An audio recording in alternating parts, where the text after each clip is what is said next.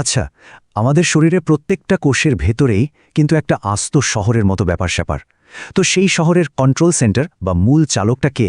আজকের এই আলোচনায় আমরা কোষের সেই মস্তিষ্ক মানে নিউক্লিয়াসের ভেতরে একটা দারুণ সফরে যাব। চলুন তাহলে শুরু করা যাক।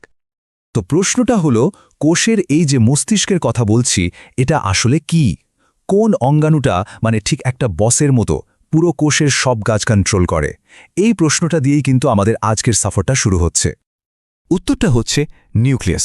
একবার ভেবে দেখুন, এটা কোষের ভেতরে থাকা একটা সুপার সুরক্ষিত ভল্টের মতো। আর সেই ভল্টের ভেতরে কি আছে? জীবনের সবচাইতে দামি জিনিসটা, আমাদের জেনেটিক ব্লুপ্রিন্ট।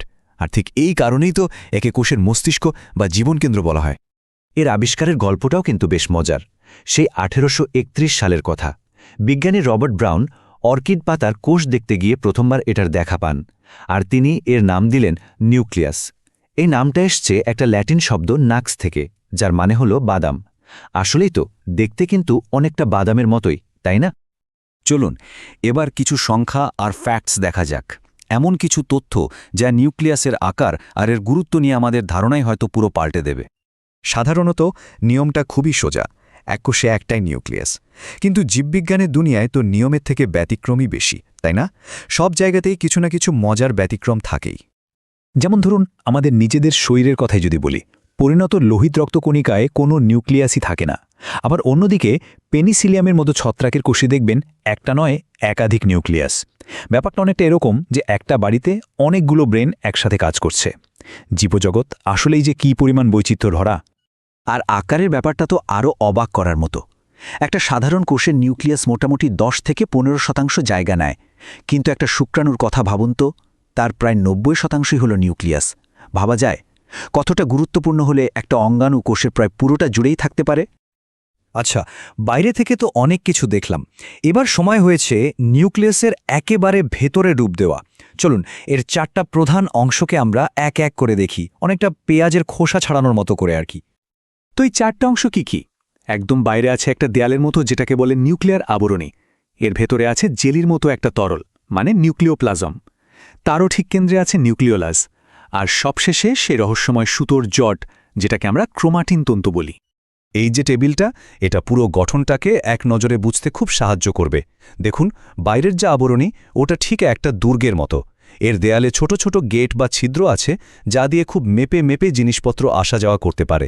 আর একেবারে ভেতরে যে নিউক্লিওলাস, ওটা হলো একটা ব্যস্ত কারখানা, যেখানে সমানের জীবনের জন্য জরুরি প্রোটিন আর আরএনএ তৈরি হচ্ছে। আর নিউক্লিওপ্লাজমকে কিন্তু শুধু একটা সাধারণ তরল ভাবলে একদম ভুল হবে।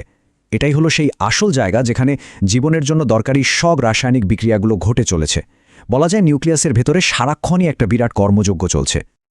তো আমরা আমাদের এই সফরের একদম কেন্দ্রে চলে এসেছি, সেই জায়গায় যেখানে জীবনের আসল ব্লুপ্রিন্টটা রাখা আছে।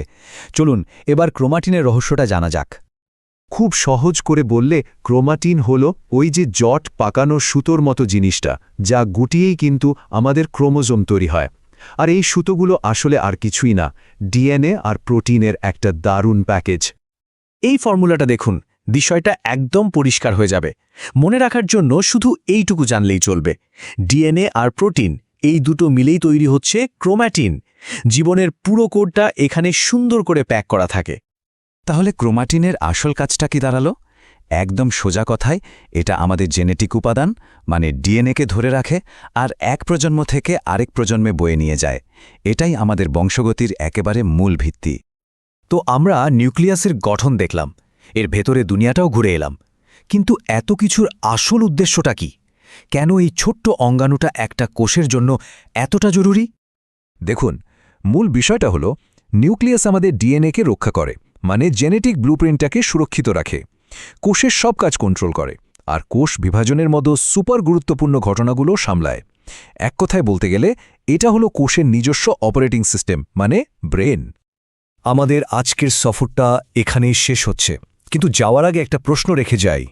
কিভাবে এই এতটুকু একটা অঙ্গাণু, যার গঠন এত জটিল, একটা আস্ত জীবদেহকে কন্ট্রোল করে? এই যে অকল্পনীয় ক্ষুদ্র জগতের কাজকর্ম, এটাই কিভাবে আমাদের এই বিশাল পৃথিবীর জীবনকে সম্ভব করে তুলেছে? এটা কিন্তু আসলেই ভাবার মতো একটা বিষয়, তাই না?